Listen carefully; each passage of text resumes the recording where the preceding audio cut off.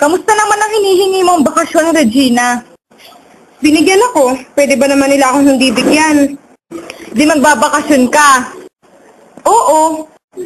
Biro mo namang mahigit 20 taon ka na yatang nagtuturo. Nung dalaga ka pa, di ba? Baka pwede ka nang magretiro.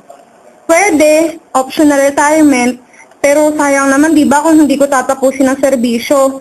Hindi muna siguro ako papasok hanggat hindi muna magumagaling si Aida. Kung sa bagay, kaya ko naman siyang alagaan.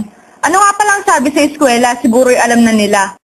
Alam, pero ano naman ang aasahan mo sa mga walang prinsipyong tao? Siyempre na itutuloy mo yung demanda. O, bakit hindi ko itutuloy? Kahit ano po ang sabihin nila. Nakapag-aral din si Aida dun, di ba? Siguro kilala nila. Ano naman sa akin kung mayor ang kalaban ko? Mayor, ngayon, porket ba mayor ay libre na ang kanyang anak? Ganyan din ang sabi sa akin dun sa kabila, mga taga-GSIS, wala raw mangyayari. Iba raw ang malakas, ang nasa poder. Baka nga raw lalo pa tayong perwisyuhin. Yung walang prinsipyong tao. Eh, yung sa amin nga, mga bagong graduate ng kolehiyo, kaya bata. Eh, buti pa yung assistant principal namin, matapang, lumalaban. Ba'y tinanong nga ako, kung ano yung nangyari.